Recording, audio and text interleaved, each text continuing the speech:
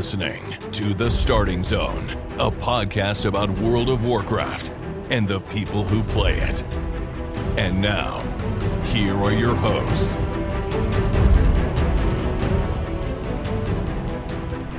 Well, hello and welcome to The Starting Zone, the podcast about World of Warcraft, the people who play it. Today is June 8th, 2025, and my name is Spencer Downey. Thank you so much for listening and subscribing to the podcast. I am joined today, as always, by my co-host, Jason Lucas. Jason, how are you doing on this fine Sunday?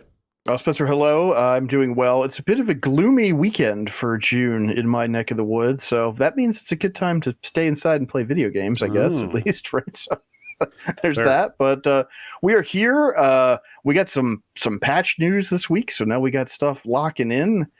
We had that Dastardly Duos feature roll out finally, so Yep. the wheels are turning. I think I want to point out also, as we record, it is like 12:30 p.m. Eastern on June 8th. In True. like half an hour is the Xbox showcase for Summer Games Fest, or whatever we Yep. call what used to be E3 these days.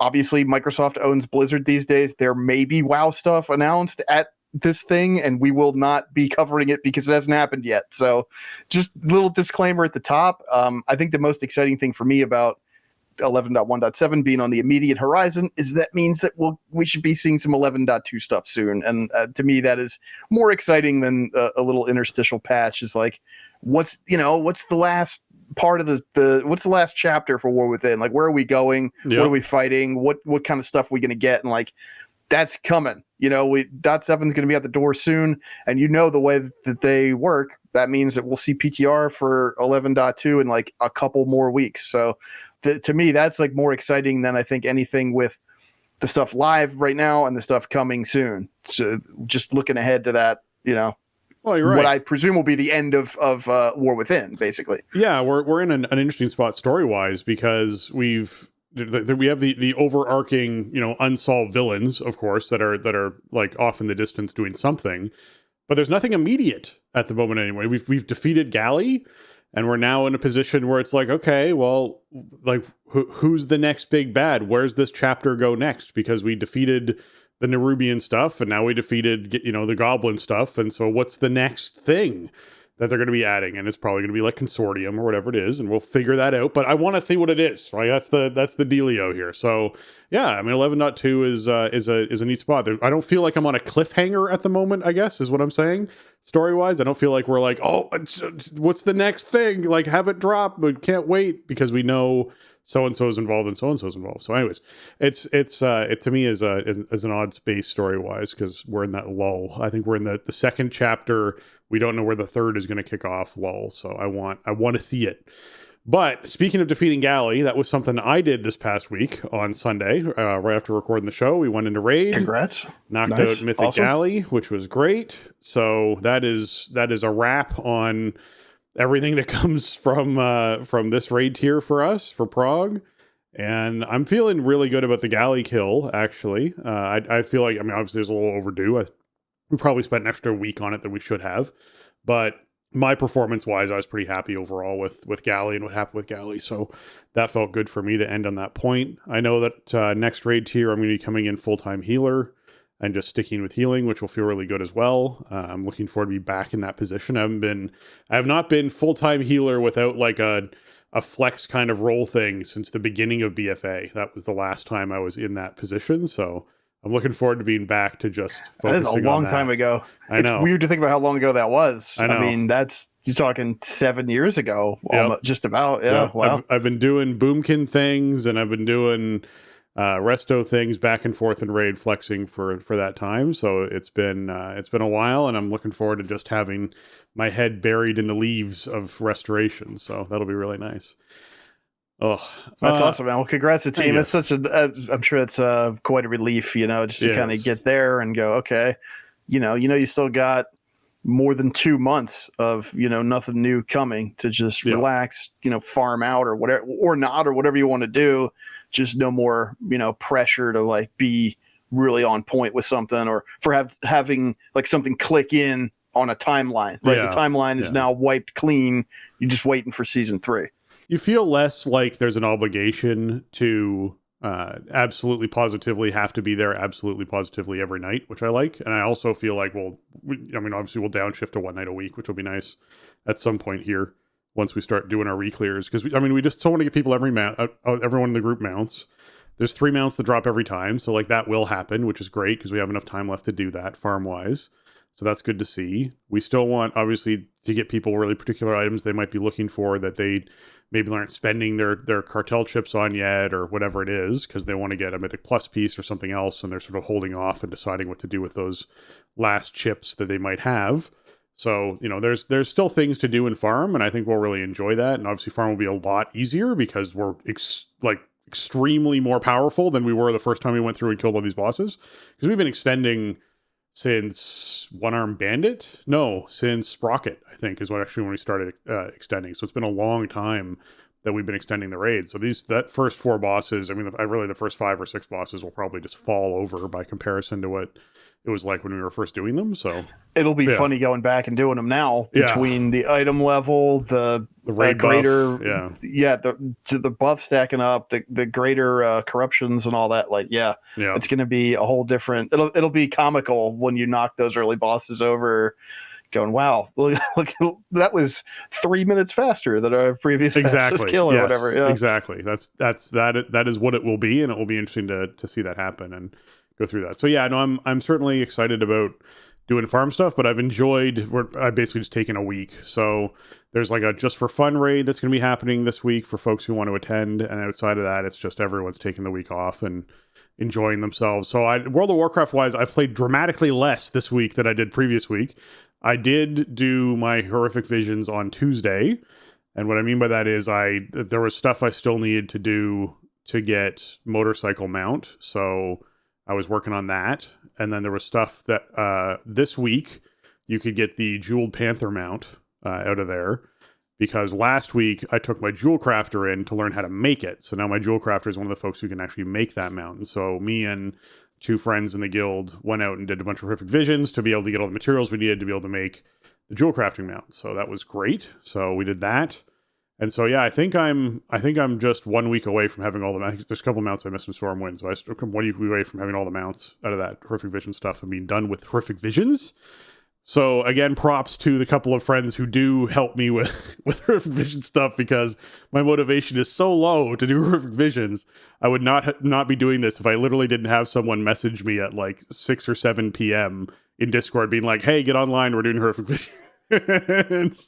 I would be like, no, I'm not. I'm just not doing it. So I'm glad that friends are there to help me make sure that I meet my collections goals that I have for this game. That's what friends are for, man. That's why we always harp on the social aspect of the game. And like, if you don't have like a circle of people to play with, whether it's a guild, it's a dungeon team, whatever, just some kind of structure. It really, we've made such great social connections through the game, and it also makes the game more rewarding to play. So. Yeah. That's awesome. It's definitely why I play the game, for sure, is the people that sort of surround it and the people who are involved in it and my friends that I have here. So I would not play. I'd play dramatically less World of Warcraft if it wasn't for the folks that I play with. So there is definitely that as well. But yeah, so I did that and did the Perfect Vision stuff, and then I basically sort of took a bit of a breather, took a real life breather from World of Warcraft for a bit, which was nice. So that has been my week. I haven't even done a Mythic Plus. I'll probably try and fit a Mythic Plus in today. Like I literally have not done stuff. So yeah, it's one of those things.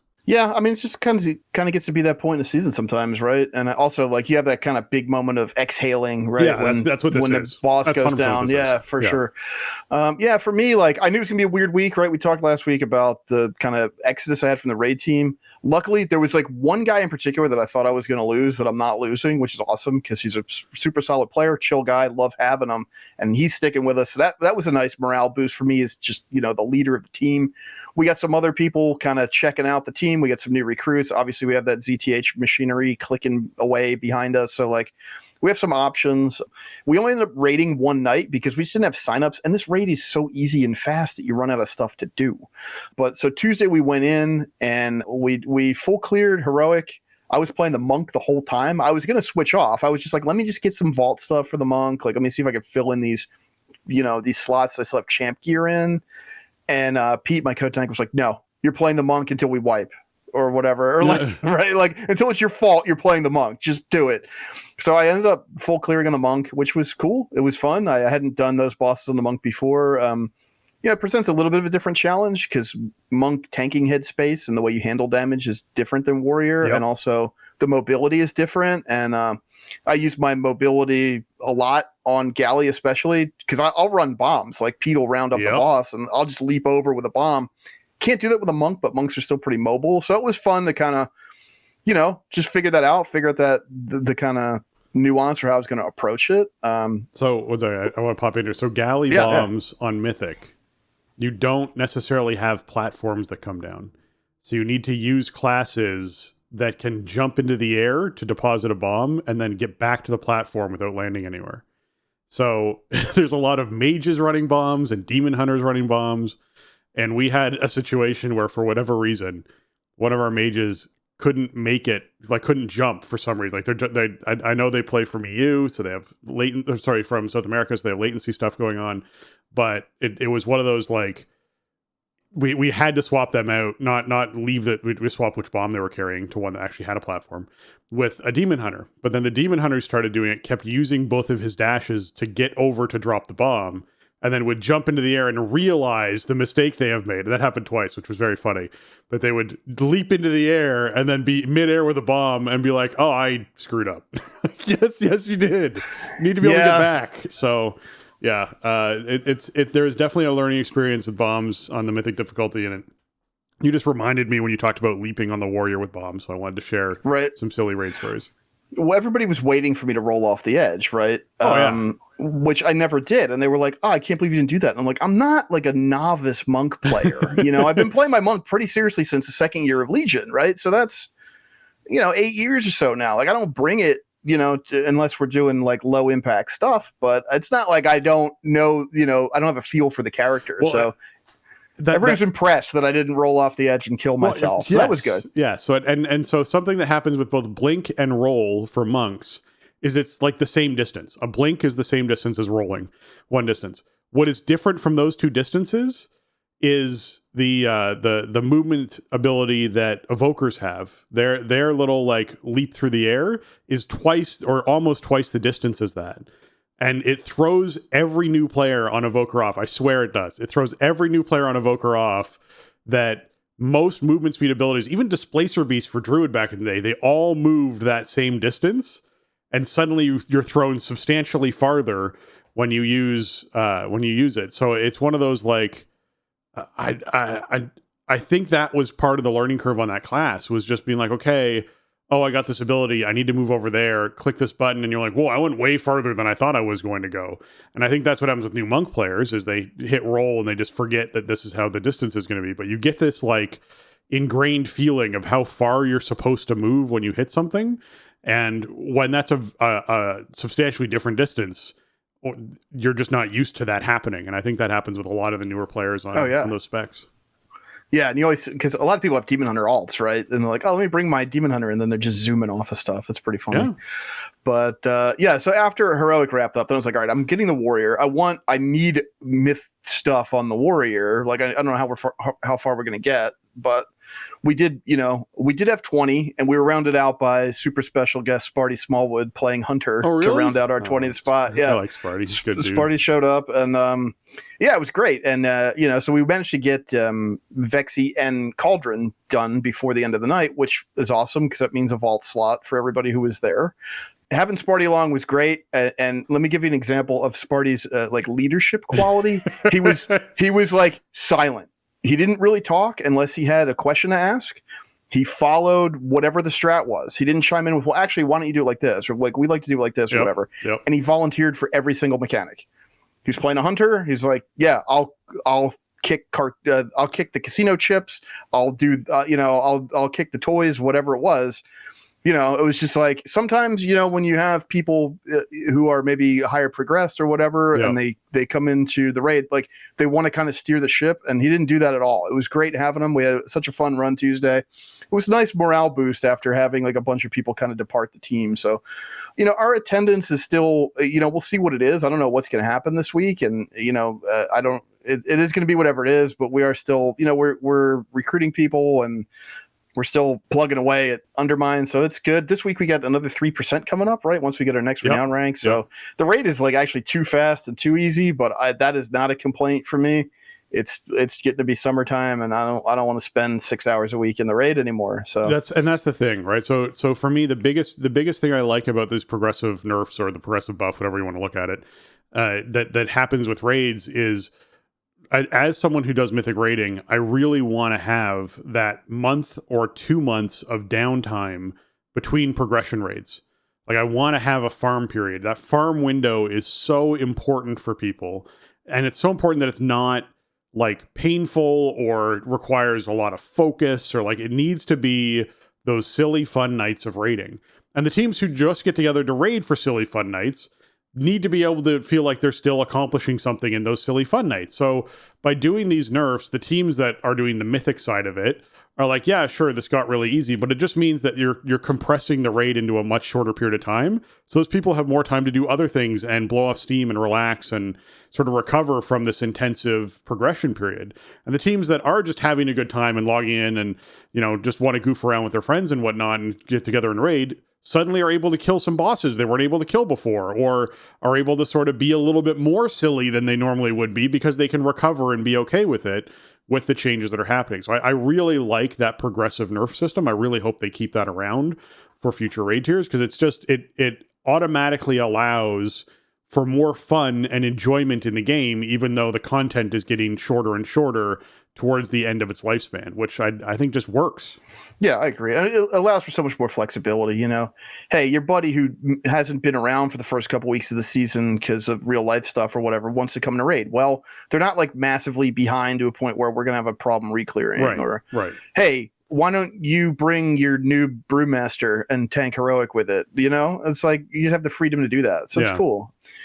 We ended up doing a bunch of keys on Tuesday after raid, and then we didn't have raid scheduled on Wednesday because it's like, well, everything's dead. What are we going to do? Right. Normal? Like, we're not going to do that. So we just did keys on Wednesday, got my vault done, getting portals and plus 12s in time for some friends who are not, weren't in there plugging away early in the season.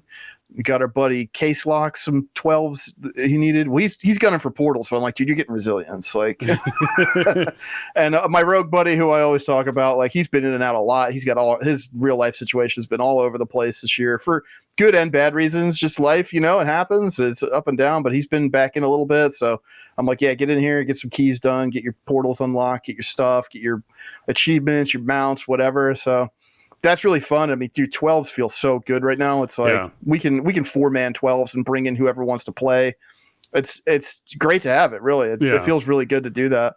I'm definitely enjoying the 12s difficulty at the moment. It's just it is really nice to be able to get in, not feel like I need to stress out over it. Just item level wise, difficulty wise, I just feel strong enough, and our characters in our group feel strong enough that you can literally bring in someone who's like 630 eye level and be like, we're going to run 12s. It's going to be a thing. Yeah, right. I think it's really good, and I'm not trying to push. I'm chilling. I have 13 resilience, which I didn't even really want, but it's just kind of a natural thing. You just end up with it. I feel like from playing through the system. I think one of our guys just unlocked 14 resilience this week. Some people are still kind of pushing here and there, but I'm happy to just farm them out. Hope to fish for something good in vault and help anybody out. Any of my buddies who need need ports or need whatever they need. So it's a good time. But I was pretty much like, that was most of the WoW that I played was by Wednesday. I did check out Dastardly Duos, and I have like nothing to say about it. I did one run. I got everything that I could unlock for the week, and I said, I'll see you next week. Like, it's fine. There's nothing to it. It's not Brawlers Guild. It's not even close. It's just it's a thing to do. I don't know why it's a limited time thing. I'm a little confused at the whole rollout of this feature. I didn't have a bad time doing it, but I did it for 5 minutes and I went, okay, well, I'll see you next week. I didn't end up doing horrific visions at all, just because I don't really care about the cosmetics from it. So I'll probably get back to it at some point when I'm a little bit more energized to do it. I think I have the whole tech tree unlocked now, but I didn't do any this week. So I just had enough mementos from previous weeks, right, to buy it all. So, whatever. That's in the back of my mind. When I feel like doing it, I'll get back around to it. But I didn't even step in there this week.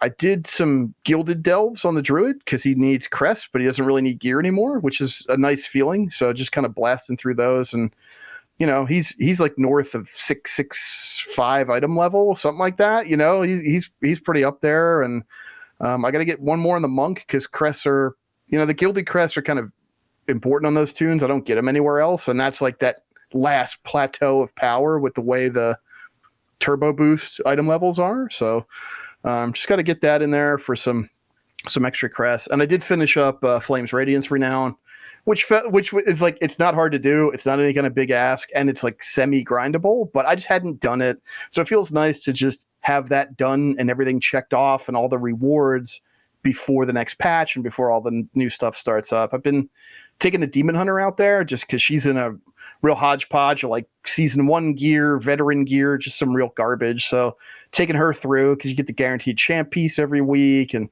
so got her some weapons, just kind of starting to get some stuff put together for her. So that was pretty cool. I actually like that system. Like I think Flames Radiance is actually really good. It's like underrated good for gearing up low item level characters or fresh 80s. It's just the fact that the event was broken like pretty badly at patch launch just left such a bad taste in people's mouths that I think they didn't know what to do with it, but it is a really nice avenue if you have a tune that you want to play in season 3 or whatever, or you want to catch up for the end of season 2 and you just have like nothing. Go out there, go do Flames Radiant stuff, and you'll get set up with 4-piece, you'll get everything that you need.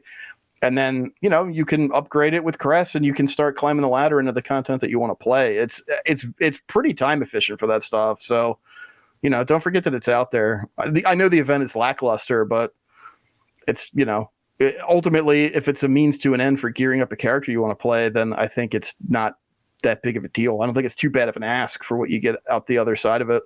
Yeah, I think as for me personally, as a post breadth of progression, that's something I'll look at. I haven't really touched that event very much. Obviously, I haven't done my Dastardly Duos yet, so I need to do that this week before it goes away. But it's one of those things of like, those are the types of things that typically I would leave for like 3 weeks after Prague, 4 weeks after Prague. I start to get that itch to be like, I want to complete some things this patch cycle. Is there anything else I want to do season-wise? And get into doing those sorts of stuff. Right. This week is very much the week of like, I just need to decompress I don't need WoW right now. And so that's the feeling I have going for it. But anyways, let's hop into what's going on this week in World of Warcraft, because we've got some things to talk about.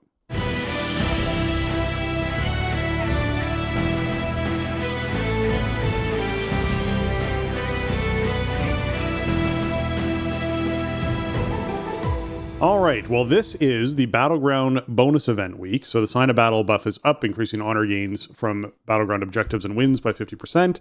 And there's a quest to win 4 random battle rounds to get some marks of honor and conquest. It means it's also Pet Battle bonus event week, because Pet Battle bonus event always pairs with something. And now that we've complained about it enough, I have no idea if we caused that or not, but we did happen to be the ones who were very vocal about it for a long time. I mean, let's chalk it up. You know, I say let's chalk it up, because that was the thing we always used to say. It's like, if you don't like pet battles, like, and it was just a niche audience. I'm not denigrating it at all. I think pet battles are cool for what they are. I don't do them, so it's a total non-event for me. Although I guess PvP is the same thing. But hey, WoW's a buffet. You don't have to eat every dish. Exactly. And so, yes, they paired that in with Battleground bonus event as well as some other things. So you see Pet Battle bonus event creep around every now and then, which gives you the Sign of the Critter buff, increasing your Pet Battle experience gains by 100%. And there's a quest to win 5 PvP pet battles, which gets you an ultimate pet battle training stone, which instantly levels any pet to level 25, which is the maximum level for those who don't do pet battles. Outside of that, we have obviously the Undermine weeklies you want to be doing down at the Incontinental Hotel. Be sure you're at least choosing which faction you're supporting for the week, so the activities you're doing are getting you renowned towards that faction. It is Delves week from Bran. That means this is the week for Jason to do his Titan Disc fragments, because he'll get that done while doing the Delves week for Bran. So that'll all sync up and happen together. So if you're someone who is wanting to do Delves week, you'll probably finish your Titan Disc fragments from last week at the same time, which is great. And that'll get you your Spark fragment that you're looking to get, as well as some other rewards along with that. It is the Brawl week for South Shore versus Terran Mill, the 10-year anniversary event. When they added this Brawl in, we're now past 20 years of this game, is back, and it's a 40-on-40 deathmatch. And it's basically just open world, outdoor, two large groups of people smashing into each other, death knights yoinking people across the line, and they just get evaporated in the group of 40 people when they get gripped in. So it's kind of hilarious on that level. And unless you have a priest who can do a quick grab or an invoker with a rescue, that'd be kind of a hilarious rescue to have happen. But especially if they went in and died as they flew into the group of 40 to try and get the person out. But you never know, it's possible. We now have evokers messing with the 10-year anniversary thing, and if you line up a leap of faith with that, you have to grip the evoker back out, right? Like they go with the rescue, then you grip them out. I don't know, but then I guess the person they were rescuing is probably, I don't know, but I don't know if that'd be interesting to know whether or not if they pick the person up and they get life grip, does it move both people? There's something for someone to science. I don't know. Yeah, the timing would be so precise; it would just be hard to ever really know. Yeah. It's probably happened somewhere out there in the land of millions of people playing this game. Oh yeah, with the amount of data, yes, the amount of times it's happened for sure. But trying to do it on purpose might be tricky. This reminds me so much. There have been some very silly moments where people called for grips in raids, not in this current team, but in previous teams, where in one situation I was gripped 3 times by different priests because someone said grip tree, and then literally one priest hit it as the second priest hit it as the third one, and I moved to 3 different locations, which was really hilarious, and then died because they pulled me through 3 different mechanics when they did it.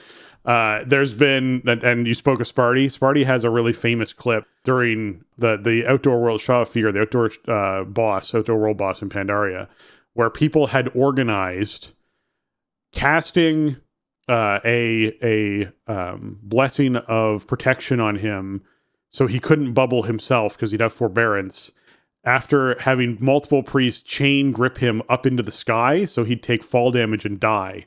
And they'd worked that out as a raid team before he arrived. And so he has a clip of him fighting Shaw of Fear and then getting a bot put on him, and he's like, well, that's weird, like why some bot, whatever it is, right? And then as the moment the bot is starting to wear off, you just watch him get gripped like 4 times up into the sky and then just fall, and he's like, I can't even, and then just he dies. It was hilarious. So what a great clip from him. Just incredible teamwork. Funny moments for Sparty. But yes, incredible teamwork. I mean, when it comes to South Shore Tire Mill, it was a long time ago it came in. We have a lot more player displacement mechanics now than we had back then. So, you can use them to your advantage or peril in the brawl this week, and bring some DK friends and stand behind them. That's just let them do the fishing, man. They just cast their grip into the group and pull in something for you to beat up. This is a fun brawl. Like, if you need HKs for various achievements or whatever, there's those PvP achievements based on like how many honorable kills you have on different types of characters or whatever. It's a great brawl for that. There's not a lot of technique. Just try to stay with the group. Don't get too deep, and rack up the HKs. It's pretty fun.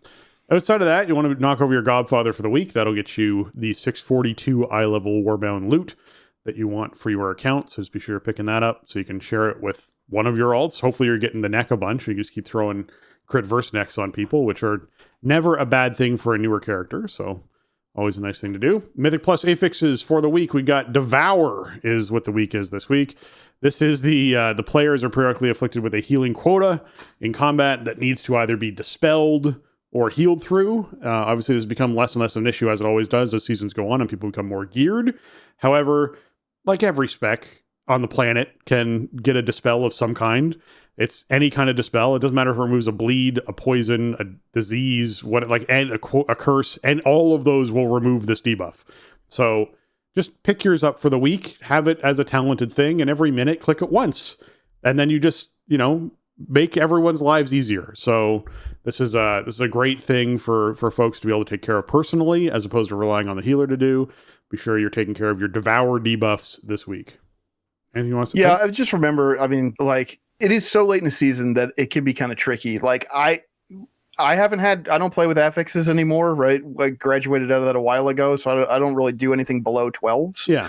But like even a couple weeks ago, months ago, whatever, like my healer was like, don't even bother taking bitter immunity. Like take your talents that are going to help us do stuff in the dungeon. I got you. So, but definitely communicate. You have some way to counterplay it, whether you think you do or not. Like pretty much everybody has something that'll work on it. So keep it in mind and just have a plan. That's it, because you don't want this thing going off, but it's also it shouldn't be that disruptive at this point in the season. But don't go in planning to ignore it, I guess is what I'm saying. That's where I'm at too.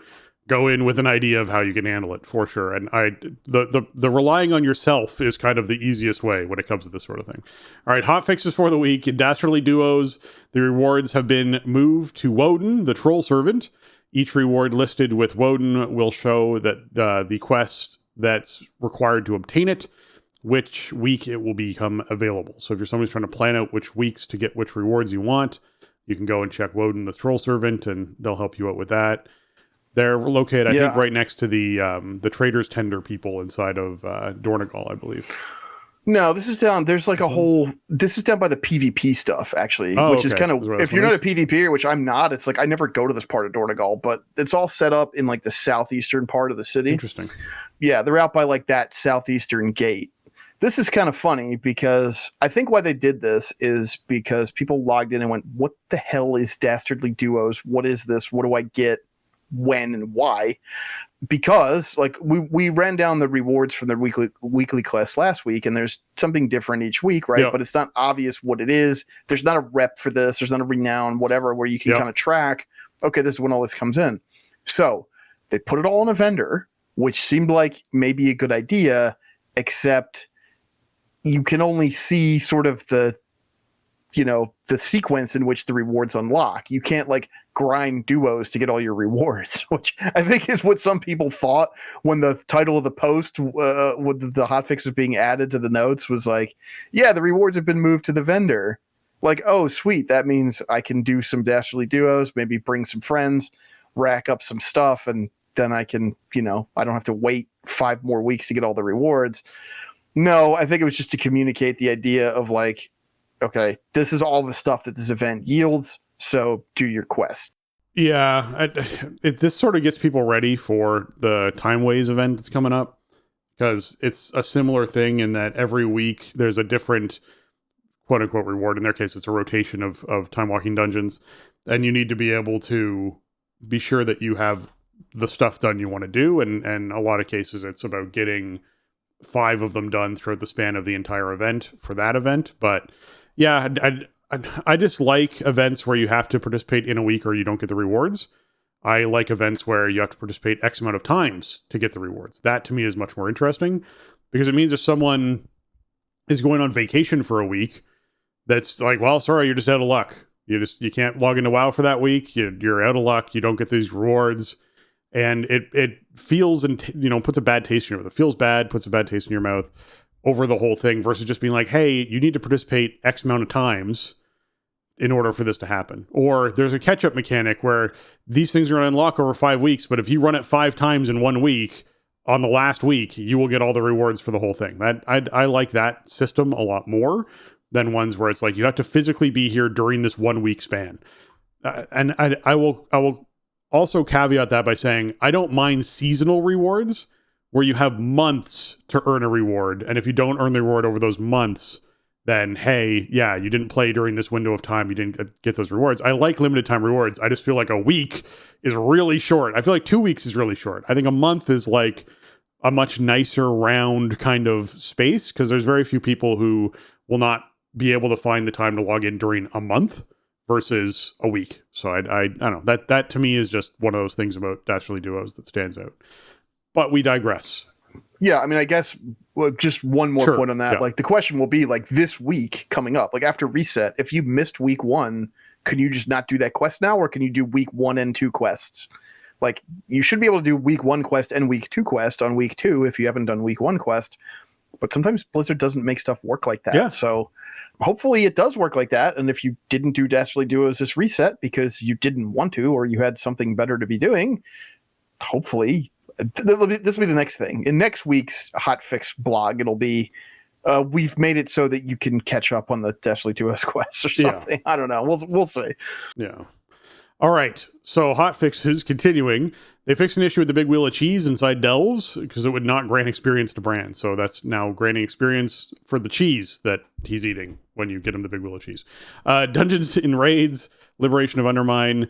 They increased the lifetime of the gigabombs on mythic difficulty for Gallywix by 30 seconds. This was a very minor change. This really resolved an issue that was causing people to hold DPS. That's all that was really happening. So it was just nice in that case, where literally there was one particular ad that you'd pull away from the group at one particular point of the fight, and you'd wait on killing that ad, because when you killed that ad, the bombs would spawn. And so you'd wait 30 seconds to kill that ad, basically, so that when you killed it, the bombs would spawn at the time that worked best for the fight timing. So they just added 30 seconds to the bomb timers, which means you just kill that ad right away with everything else that you're killing, and then the bombs spawn, but you have 30 more seconds to do your bomb stuff. So that was a great solve, and I'm glad they fixed it. It's just quality of life. So that was good to see. Anything that makes you throttle DPS just stinks. It never feels good. Yeah. Like, it's the most unfun thing. Something that is like super high level challenge, but fair is more fun than everybody stop pushing your buttons for the next 5 seconds. Like, we don't want to do that. Yeah. So anything that relieves that is always a plus. This was weird because this would require a tank to like take an ad and just take it off into nowhere, because people would just passively kill it.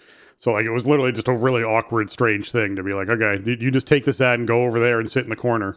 Right. We'll do stuff over here.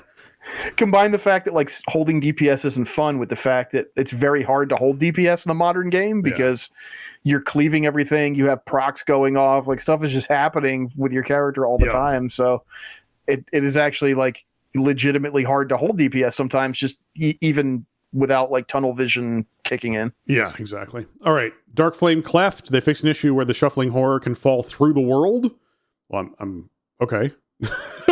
They updated the visual of rank Overseer's Wild Wallop to match with the actual impact area. Oh, great! So it actually lines up now, so you can not be like, I swear I was not standing in that, and then it still hit you. So that's good to hear. Yeah.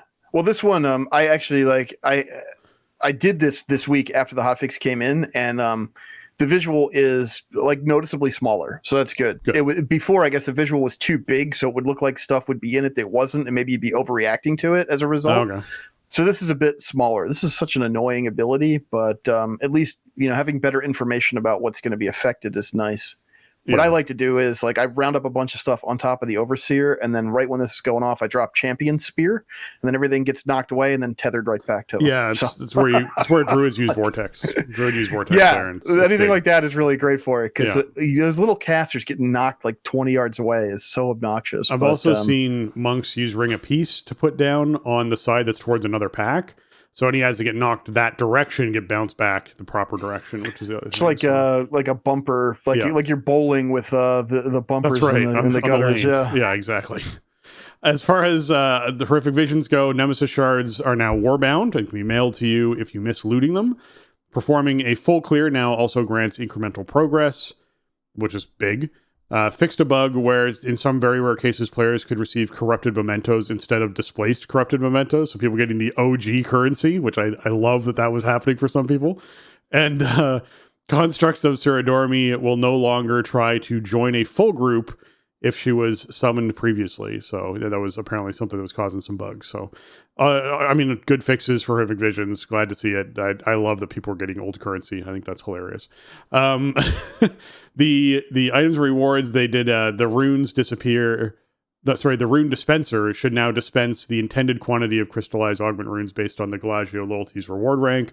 So as your rank goes up, you're now getting the proper amount of rewards. So that is also fixed for folks who are remembering to use the rune dispenser, which I am not one of. I keep forgetting to actually click the thing, so need to do that. I think I forgot last week. But I remember the week that we unlocked you have a chance to get more than one. And nobody on my team got more than one. Or it was actually, they changed it so you could get more than one, but you definitely not get a loser ticket, right? Like you definitely get at least one rune, but you could get more. And we had people still getting loser tickets that week. So because we even typical goblins, man. Typical goblins. Right? Yeah, exactly.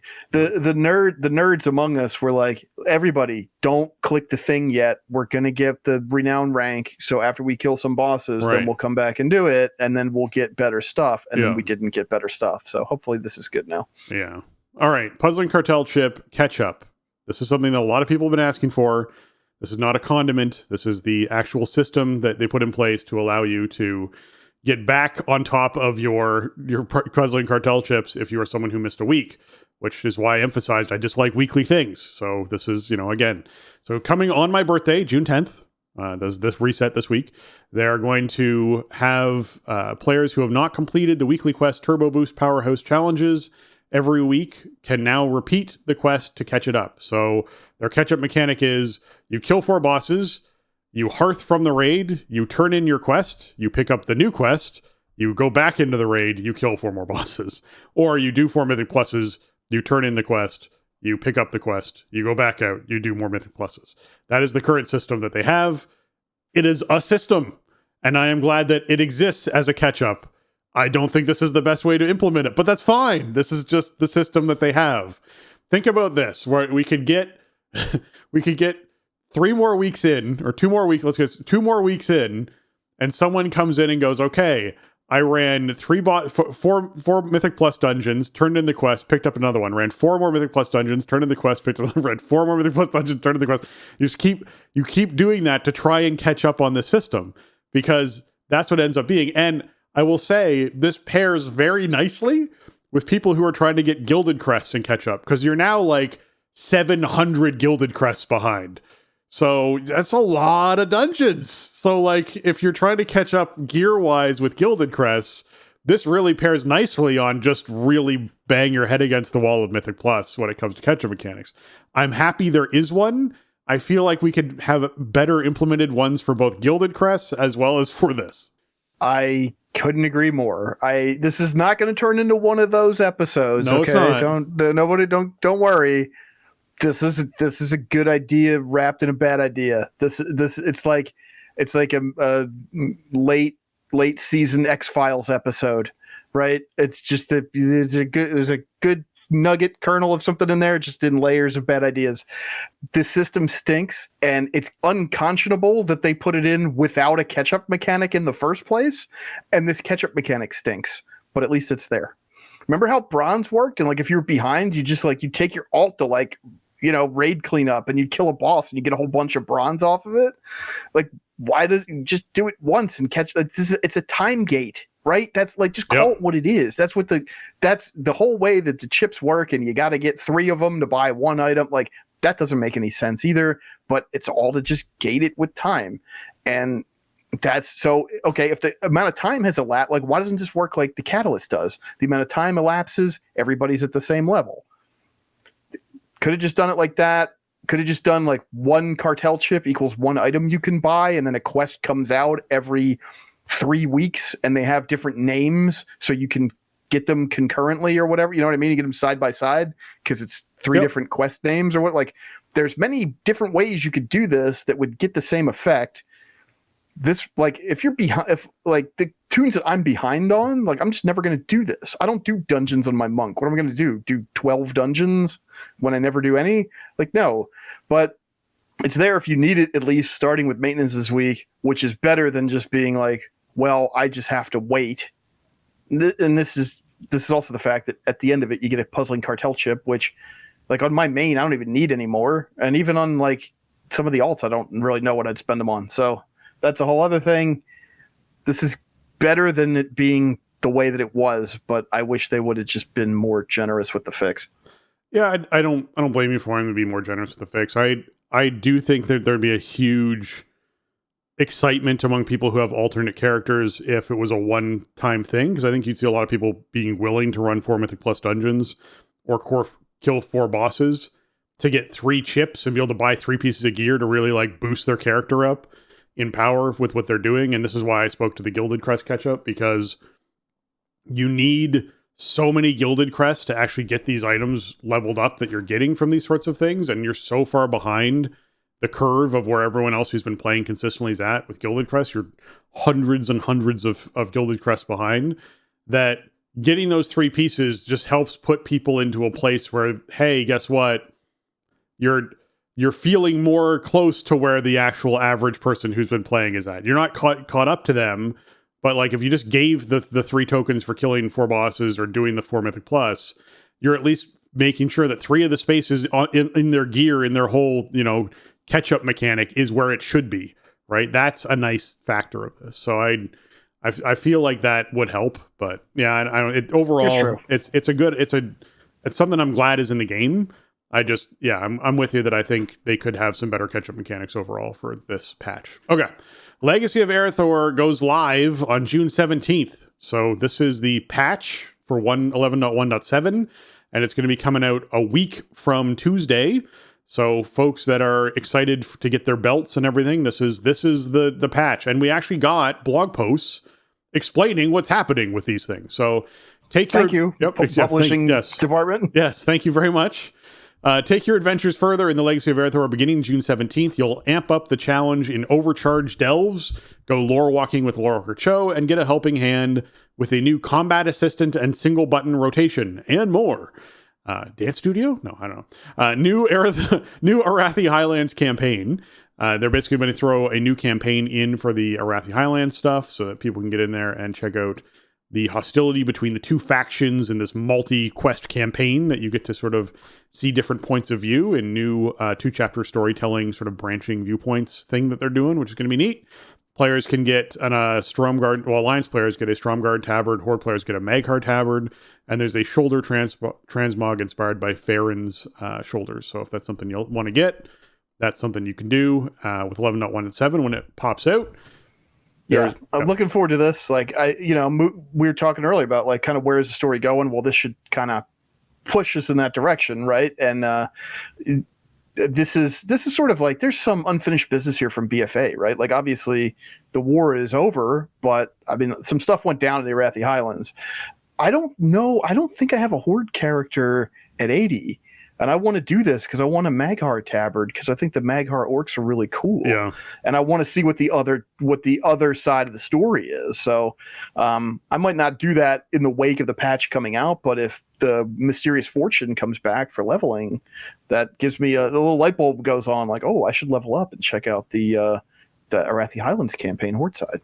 Well, the exciting thing about this is the type of stuff that doesn't go away at the end of a patch, right? So this is not, once season ends or whatever it is, you're not going to lose access to be able to do this. So if you want to level a character who's a Maghar later on and just, or Horde side later on and just go in and get this tabard, you can. It'll just be around. It's not something that's going to like, as far as we know, go away at any point this expansion. So I would expect that you can experience that for a while. Lorewalking with Lorewalker Cho. This is going back and visiting previous experiences. There's 3 quests that you're going to be able to experience in this. One is Xalatath, and it's about Xalatath. One is about Ethereals, and one is about the Lich King, Arthas Menethil. So you can check those out. I don't want to spoil anything or even read their little blurbs that they put about them because I want people to just be like, oh, I want to learn more about Xalatath or the Ethereals or, see what they did with the Lich King stuff. Go on a little touring adventure with Lorewalker Cho and check those things out. I think that would be cool for folks to do. So we've got that in the blog as well as Overcharged Delves. So this is a little bit more intense, right? So they're introducing new delve-specific affixes to 6 delves for you to push new feats of heroism. Fungal's Folly, Kriegwall's Rest, Nightfall Sanctum, Skittering Breach, Spiral Weave, and Side Street Sluice are all going to have their own overcharged version, and you'll be able to get in there and earn yourself some new gear and like an overcharged mech suit mount and some more Delves currency, and I assume probably more rep for brand if your brand isn't maxed out yet. And the more important thing is the Titan Disc Belt. So you unlock the Titan Disc Belt at the start of this event and you upgrade it through a weekly quest, which hopefully will have a cap and some sort of catch-up mechanic built into it. But we're going to find out what they choose to do. Let's just make sure the catch-up mechanic is in there now. Blizz, if anyone is listening, if you didn't double check that there's a catch-up mechanic on the quest line for the belt, I don't know how many weeks it is, just make sure that people can do it all in one play session if they're behind. Thank you. Yeah. So yes, the belt unlock is at the beginning of this. So there's new UI options coming in as well. There's a blog post about the belt we're going to get to in a bit. So we'll talk more about the belt soon. But there's new UI options coming in with the combat assistant and the single button assistant. I saw someone putting up videos of them playing their druid with a controller with the one button assistant and being like, this is so crazy and easy and it's so good and da-da-da. And I was like, it is, except remember, there's a lot of buttons on some characters. Why did you choose Druid to make this your demonstration? It has the most buttons of any. Pick Hunter. Go to a Warrior. Choose these classes that have few buttons that need to be pressed on a regular basis. to choose to do this, because you will need to use, if you're trying to do a controller stuff, you will need to use like your trigger keys to like change to different keyboards, basically different action bars, to be able to actually press all the buttons you need to press with some classes. So be aware of that. It is a lot easier though, because you can just put your one button assistant on X or A or whatever you want to be on your controller, and just press that one button over and over and over and over again and be totally fine when it comes to a rotation. So that the accessibility is there. That is something for folks to check out. Right now, what I just described will need an add-on to assist you, because there isn't just like really good baseline, good controller support for World of Warcraft, but that is something that is possible for people to do. So that is coming in. It is certainly something that I'm going to have some alts that I just throw this button on. Absolutely. There's classes where I'm like, I have not played this class very much this expansion. I leveled this alt because I needed professions, and I just kind of, didn't bother looking up a lot of proper rotation things. I'm going to just throw this button on those characters, and when they're out in the world doing what they want to do, I'll just press the one button rotation, and it'll be easy, and I don't have to think about it, and I'm not going to stress over it. The only thing that would stop me from doing that is if the global cooldown thing was actually noticeable enough for me to be like, this feels boring, because I'm literally pressing one button and then having to sit around waiting before something else happens because this global cooldown's so long. But I don't think 0.3 seconds is something I'm going to notice and feel. Especially a character you're not used to playing, right? Exactly. And whose stats you're not familiar with. Like I would probably notice 0.3 seconds on my main, because I'm set up for haste, and I have I kind of know it's a way that it feels to play, right? Yeah, exactly. And so playing a character you're not familiar with, you're not going to get that. Plus, if you're like leveling up or stuff, you're doing simple stuff, your stats are going to change a lot, because you're going to get gear that is in a big upgrade or like replaces stats or whatever. So right. I think it'll feel good for that stuff. I mean, I think this is a great feature. It's huge for accessibility. Like, mapping it to a controller or to some other kind of device that's maybe, less complex to use than a mouse and keyboard is great. I think it opens the game up to, all kinds of different play styles, and to maybe people who couldn't really enjoy it to the fullest before. I have no intention of like using this for the characters that I am familiar with and that I typically play. I think actually it would probably mess me up more than anything. But, when I think about, okay, do I want to level more characters or, anything like that? Well, then it becomes really attractive. I mean, I remember doing the pre-expansion event for War Within. We had that. It was the Azeroth memories would come out, and you'd have like these little zones to go around, and it was a bonanza for leveling. I leveled like all my characters, like dozens of characters, and I don't know how to play most of these classes, and I would have to spend half an hour just setting up bars. Okay, how does this class work? What's the rotation like? What's the priority system? What spells do I have? And then how does that work with the talents, and where does that go, and how does it feel good for me to have set up? Obviously, like, you have to put that work in if you want to play the game at a high level. But if you just want to go kill mobs in the outdoor world, you can just do this, and I think that'll be awesome. I could definitely see myself using it for those types of situations. I don't want to learn anything today. I just want to go shoot monsters. That's when I'm in that kind of mood, or if there's some event in the game that I want to do with characters I don't normally play, I think it'll be incredible for me. And that's not even the level of the accessibility, the on-ramp for people to be able to play how they want to play is huge. Yeah, I definitely think that the accessibility is critical when it comes to people being able to play the way they want to play, as well as people who just have. One of the good friends of mine who I play games with regularly just had surgery for carpal tunnel in one of his hands, and he's going to do it on the other hand soon. Him still being able to log in and play World of Warcraft because he can do a one-button rotation is like critical for him to be able to continue to play the game while he recovers from the surgery.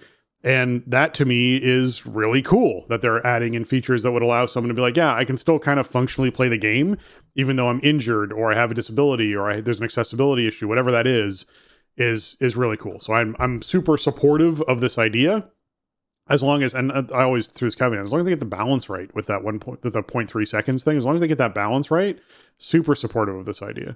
Okay, Turbulent Timeways. This is also kicking off then. This is why I mentioned it earlier in the show.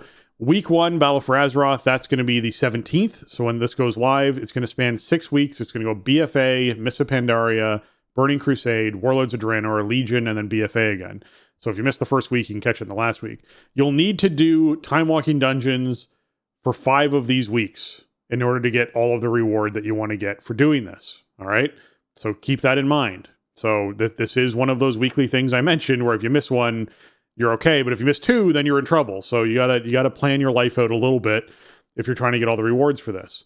But if you master the time ways, you do get the Chrono Corsair Skyriding mount, which is the pirate dragon that you can ride around. So great reward for people. There will be obviously time walking vendors that will pop up that allow you to actually buy things from that time walking vendor. And the reason why we're getting BFA twice is because it's the first round where we actually see time walking BFA. This is the launch of time walking BFA. So we're going to have Ataldazar, Freehold, King's Rest, Shrine of the Storms, Temple of Sothralis, Waycrest Manor, all available for you. These amazing dungeons available for you to run. Temple of Sothralis, but whatever. So for you to run. The eyeball part, dude. The eyeball part's going to be a blast. And just the first boss. Well, not on High Mythic Plus. The first boss was crazy on High Mythic Plus. So I don't know. I feel like the balance needs to be there for Temple of Sothralis to be fun.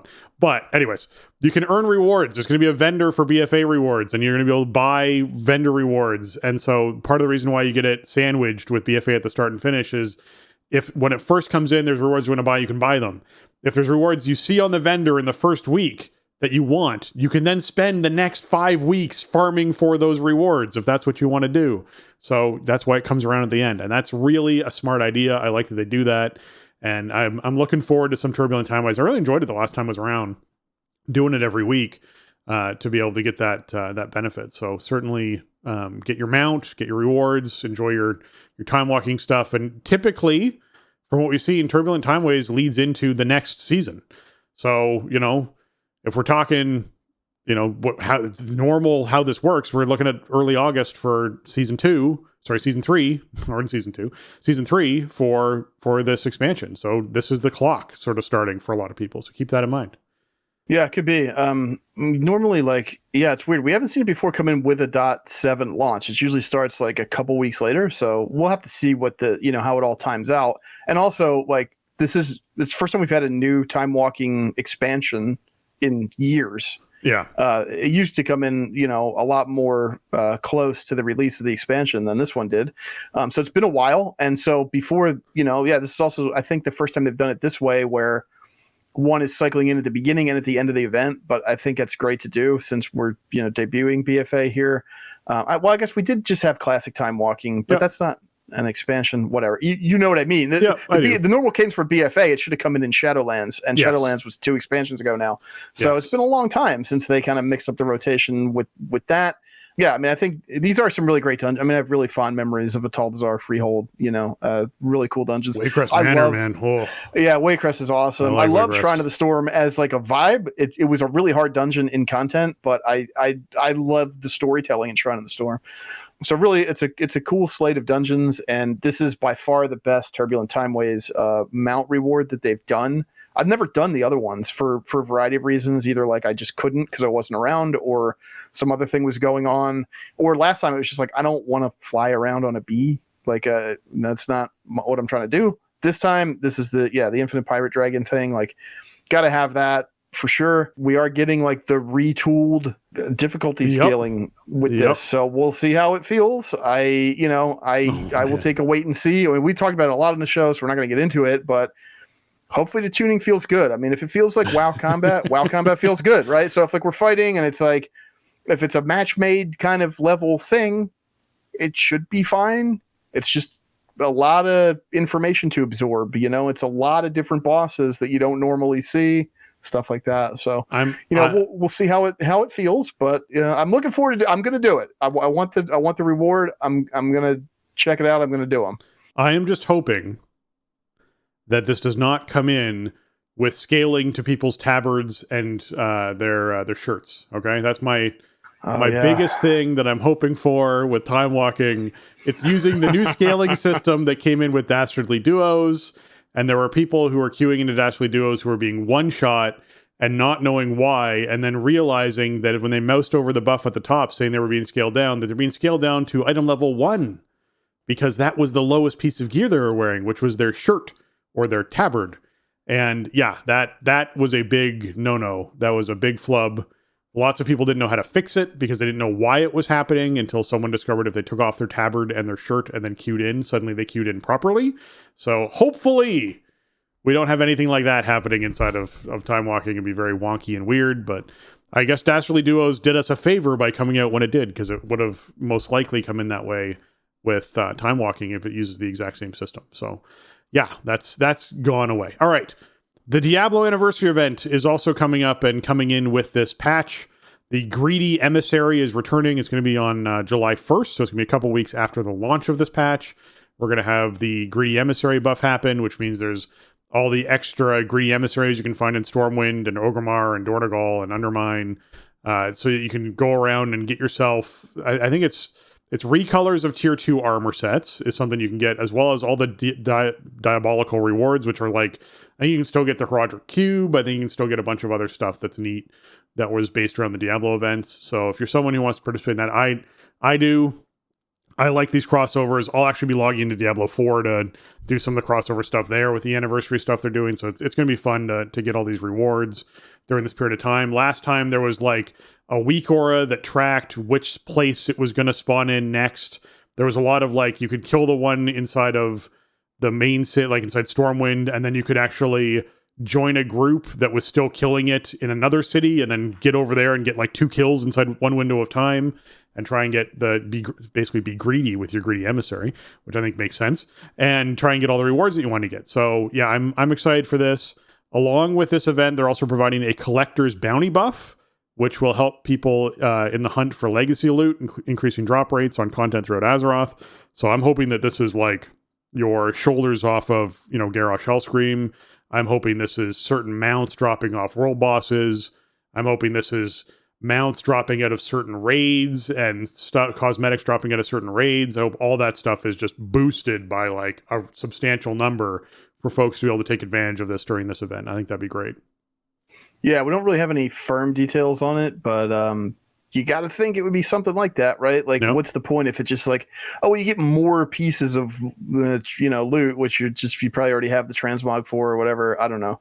At this point, like with Warband's been out for a year, if you've been farming it, you could get a ton. So hopefully, yeah, it's specifically on those like low drop chance items, and that would be really cool. I think having like a holiday around, okay, go run old raids, try to get mount drops, whatever, or like special items. I think there's something cool about that. So we'll have to just stay tuned for details on that. Yeah, I'll definitely be gunning for the tier 2 recolors. There's some really good ones. I love the warrior one for sure. I assume that it'll be on that kind of timer, right? It's like, okay, it's time to go kill the treasure goblin, which is a bit annoying. It's every 30 minutes or something, yeah. Yeah, like our schedule's pretty full with those timer events as it is, but I'll be making it a point to do that. At least I don't know how difficult it's going to be to collect all the class armors. I got all of them. I mean, I got everything from the 20th anniversary event, so I'd like to get the recolors of all the class sets. But we'll see. I have a kind of a priority system of like what I play the most, and then what I think looks the coolest, and go through. So depending on how difficult it is to collect them, we'll approach it that way. But tier 2 is just like one of the best tiers top to bottom they ever did, I think, for armor design, and more options to like have those looks, I think is really cool. So I'll be in there. Yeah, it's definitely going to be something that I'm doing and participating in and looking forward to do. All right. Talking a little bit more about these Overcharged Delves. All right. There was a blog post that came out. Thank you again for getting us this information early, so that people could actually figure out a little bit more about this. So, power up with the Titan machinery to explore the new depths and face new challenges within the 6 delves throughout Khazalgar in the Legacy of Erethdor content update. You'll be able to amp up the challenge with a new delve-specific affix and earn some shiny loot. 2 bountiful delves each day will feature the Overcharged affix. Overcharged affix. These delves can be completed as many times as you like. Delves are easily identifiable on the map with a little added spark to the icon that's there. To get started, you can pick up the first short chain. Titan Rumblings is the quest you're picking up from the Adventure Journal, and then you can continue on through speaking through Dagrin Thracian II in Dornogal for the Titan Consoles quest to unlock the Overcharged Console. Completing this quest chain will provide the Durable Information Storage Container belt. Wearing this belt alone provides additional stat bonuses along with the prismatic slot. In addition, there are miniature Titan discs that can be added to the belt I'm now picturing a belt with like large vinyl records attached to the front of it that you're just stacking vinyl records on like you would at a jukebox, you know. That's what I'm now picturing that. Anyways, but it's a huge belt. Huge belt. Those are some massive pants that those belt's holding up. Yep. Wearing this belt alone provides additional stat bonuses along with the Prismatic socket. There are miniature Titan discs that can be added to the belt, which are found at the end of select delves. As you progress through the delve, you will also be able to collect Titan disc shards to reforge them into Titan discs, to use the Overcharged console to unlock powerful boons. The boons, champion. All right.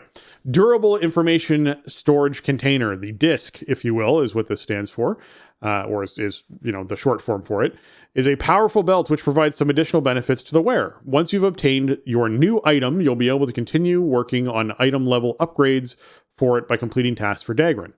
Each week, a new quest is available with an overcharged chest that contains a champion level piece. Dagran will also help you craft a Titan memory card over the first 4 weeks of the quest completions, and that will allow you to boost the item level up to 699 on this belt. As you progress through various delves, you will collect miniature Titan discs, which empower your belt further. To activate one of these abilities, you will need to use the belt while equipped. You can access the interface menu, blah, blah, blah, and bind that, whatever you want to bind it, but yes, just keep that in mind. There's going to be an interface menu that lets you also select which power you want to use. So you select which power you want to use. I imagine people will just be putting their belt onto their bar somewhere as like, I press button 8, and that's going to cue my belt to trigger. So just that most likely is how people are going to do it. You will automatically begin with 2 of these miniature disc fragments when you first gain your new belt. Additional miniature disc fragments can be found in other delves, though these delves don't need to be overcharged in order for you to collect them from the chest. So you can run any delve to get that. They don't say whether or not it needs to be a bountiful or not. They just say it doesn't need to be overcharged. So keep that in mind. I'm not sure which one it's going to be.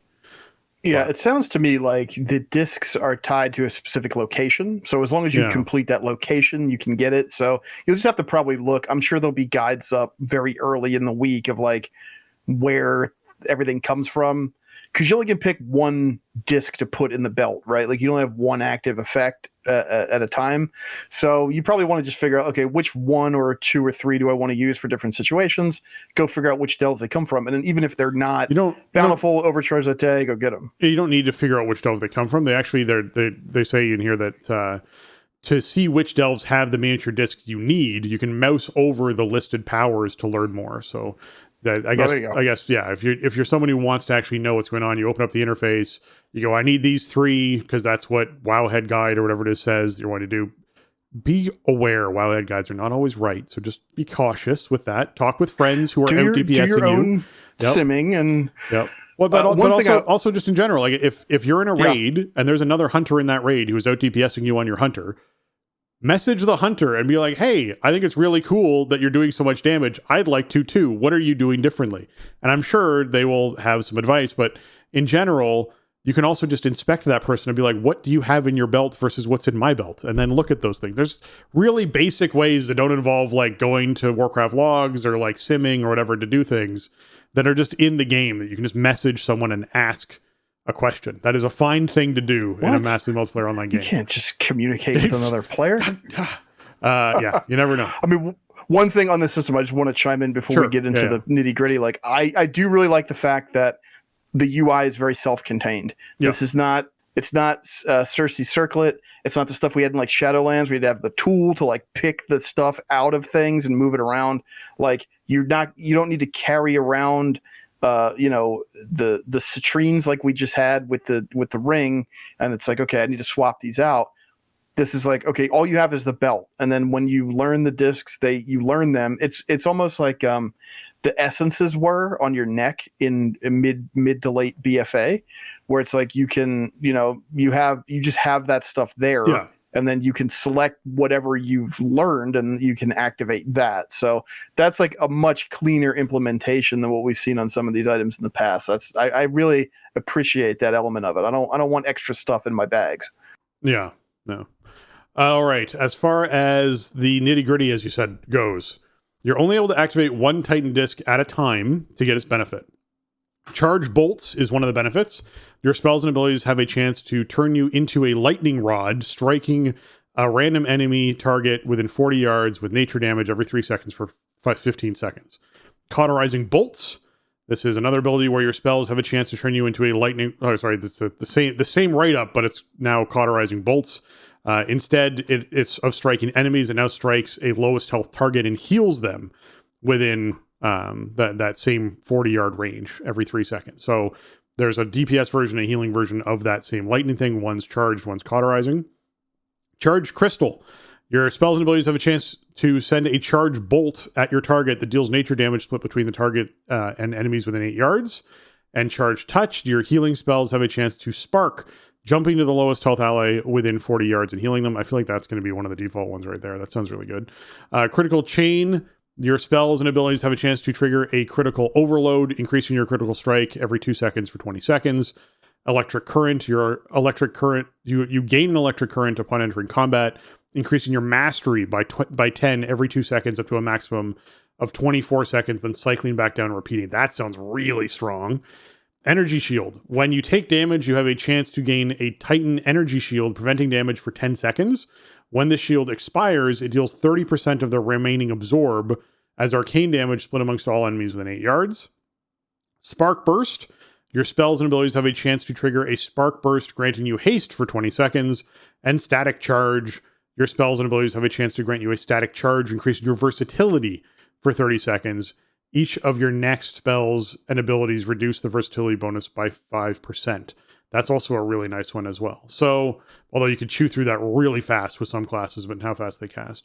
So overall, they have something here for, like, you got haste, mastery, crit, versatility, all represented in these different buffs. So people will be able to pick if there's a particular secondary stat that's really strong for them.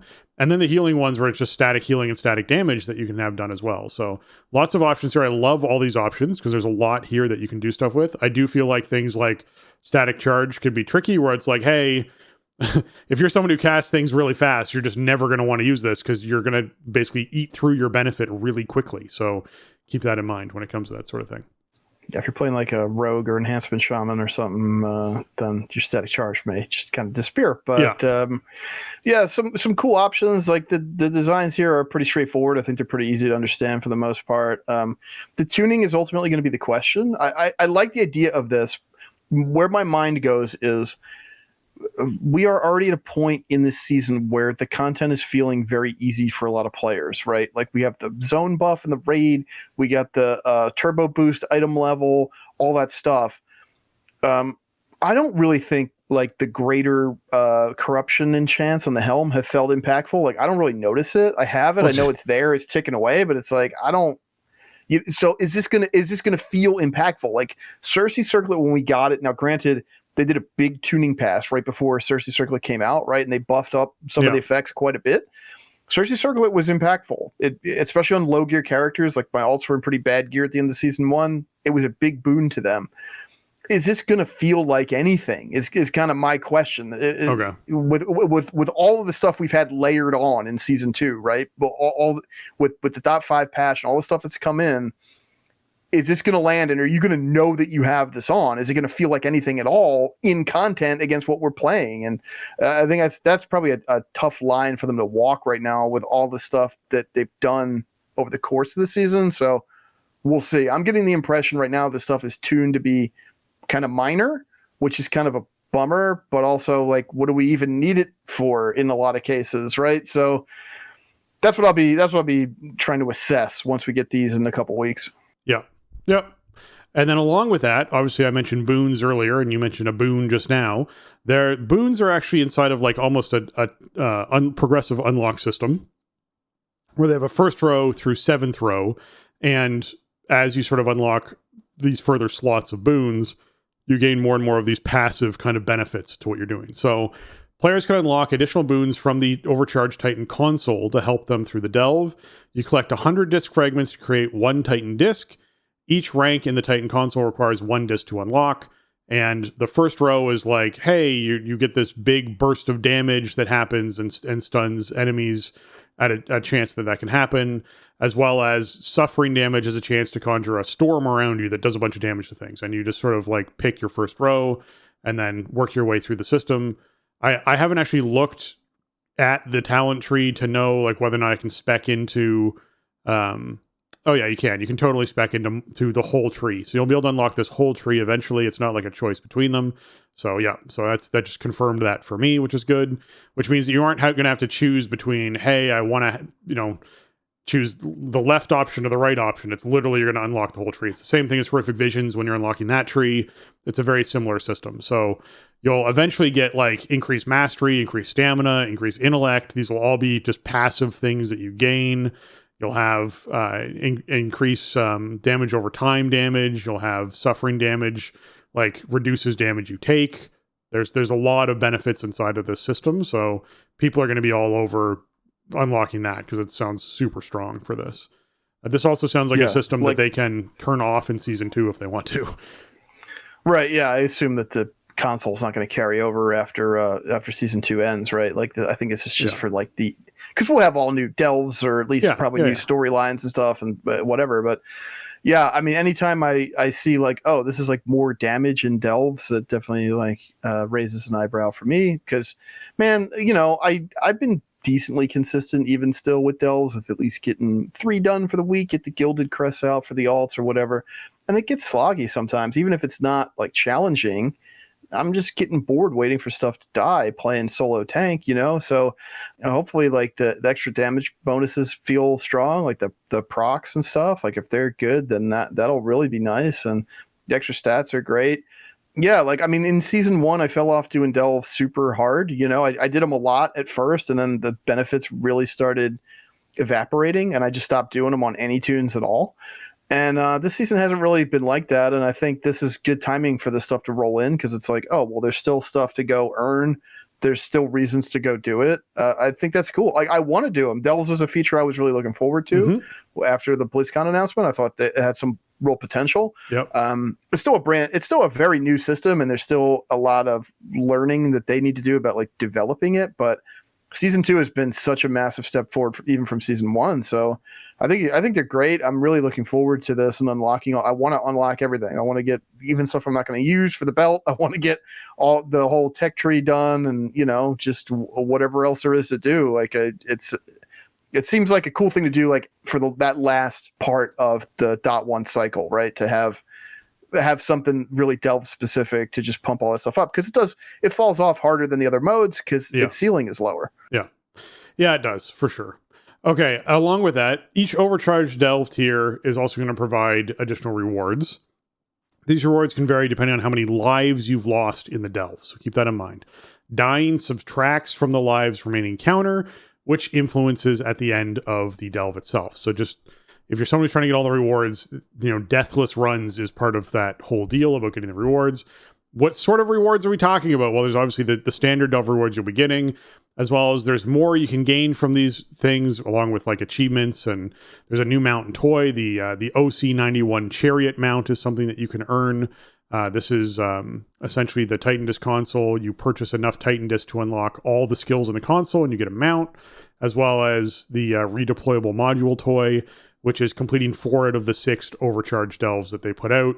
You get this toy from that too. And then of course there's just the end of delve rewards that you're going to want to pay attention to too. So yeah, that's the system. That's what they got. And man, it's going to be a big power spike. That's for sure. Yeah, especially like for inside the delves themselves once you get that console going. And the mount is awesome. It's sort of it's like the mount from Keystone Master Season 1, that like diamond mech suit, but reskinned to look a little more Titany, and it's got some additional little doodads on it. So it's really awesome looking, and if you missed out on the Season 1 mount from Keystone Master, then this is good news for you because you can get something even better for doing the delve stuff. I love that mount, and I used it as soon as I unlocked it for the entire rest of the season. I think this one's even better. And then, I guess the toy is like, it's a Hearthstone, which is not like the most exciting thing in the universe, but if it has that cool kind of Titany technological bent to it, then that's always kind of cool. They've done some cool stuff with those. So yeah, I mean, just a little bit of stuff, I think, for everybody, right? If you're not a delver, then you can get in, figure out like, okay, which disc do I need, or two, or whatever this is I'm going to play. Go get those. I'll do the quest every week so I can get up to 699 item level, and then I'm done. If you're a delver, there's all kinds of stuff for you to do here. And if there's a collector, it's like, well, you got to get like most of the way through the system, but not all. You don't have to grind it, right? Yeah. Like you have to get in there and do stuff, and you can get your mount and you can get your toy, and then you have the stuff to collect. So I dig it. I hope that they feel good to play. I mean, the Delve reworks that they did with the existing stuff in season 2, I think mostly came out really well.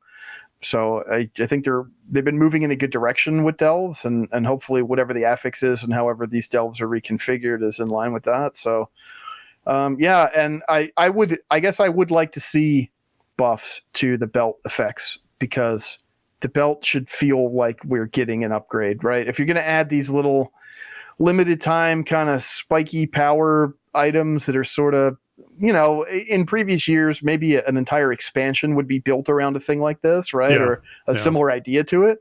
If you're going to put them in, I feel like they should have high impact, and if this comes in and it doesn't feel like, if I don't know I have it equipped, then what is the point of it, right? So it sounds like the tuning is not quite on that level at this point, and hopefully it gets there. That runs into the question of, well, what if it's too strong in season 3? But they can always nerf stuff or put in better items. Sure. Like that's also a possibility. So I'm hoping that I'm just hoping that it feels high impact. I want it to be something cool. Like I want to have a cool thing. I want other players to feel like they're getting a cool thing. So hopefully that's where it lands. Yeah. Okay, so they did a Lorewalking blog, and I don't want to dive too deep into the Lorewalking blog, but I do want people to know the requirements. So players level 10 and above can access the 3 storylines. That's the requirement, right? So when they talk about eligible players, they're talking about players who are level 10 and above. So eligible players are able to begin a Lorewalking journey with quests from Lorewalking Show. His location will be marked as Lorewalking, so you'll basically be able to find him on the map by just going to that, as far as Lorewalking goes. There's a small open book quest that you'll get if you want to actually, the quest icon you can get that will let you actually find out where he is. So if you're wanting to do that, you just got to find that icon. Speaking with Lorewalking Show, we'll open a series of sort of selection screens where you can choose which storyline you want to explore, either the Xal'atath one, the Ethereals one, or the Lich King one. Each of these series provides additional rewards beyond Golden Experience. You actually get a Echo of Xal'atath, Blade of the Black Empire. You get like that actual sort of like you get to call upon a memory of this defeated foe, which is cool. You get a Koresh memory crystal, and you can take on the appearance of Koreshi. And you get a Royal Visage, which is a remembrance of the tale of Arthas. So that is those are things that you can get. So that sounds like a toy to me, the Royal Visage. These also are toys to me. Really, these are really cool rewards. Yeah. Like this is a thing that's not going to give you character power and is very story focused. So it's not going to be like some kind of intense challenge to engage in with your party of seasoned adventurers. No. But the rewards are so evocative of these different things, right? Yeah, I think the Koresh memory crystal, it turns you into like an ethereal, basically, right? And the Royal Visage, I think, turns you into like sort of that ghostly version of Arthas that's halfway between like human Prince Arthas and Lich King Arthas, like Death Knight kind of. Yeah. It's like that in that realm. And what I gather from the way they describe the Echo of Xal'atath is, I never had this experience because I played a Shadow Priest, man. I was there. I did that. Right. Yeah. Like I assume it's that where like the blade like talks to you when you kill stuff, which is, I think it's awesome for that effect to like live again. If you can, if that's just like a buff you can put on yourself for 10 minutes or whatever. What a cool idea for a toy, and what a cool way to kind of distribute it. So yeah, I mean, like this is the thing. I was like, oh, that sounds cool. I'll probably check it out. But then I saw what the rewards were. I'm like, oh, I guess I'm doing each of these, once through for sure. They also mention here that you can do these experiences as many times as you want, but please note that while you're Lorewalking, you won't be able to undertake or progress through any other quests outside of Lorewalking. You can pause Lorewalking and return to it at any time you want to along your journey, but just keep in mind it's sort of like the when you talk to one of the chrono dragons and they change a zone for you to the old zone, right? You can't do the new quests in the zone because you can't see them, so you can't participate in them because you're in the old zone and you have to change which time you're in. Similar thing with Lorewalking, so just keep that in mind when you're going to be doing the Lorewalking stuff. I'm excited for that to come out. It's going to be neat. I like these rewards.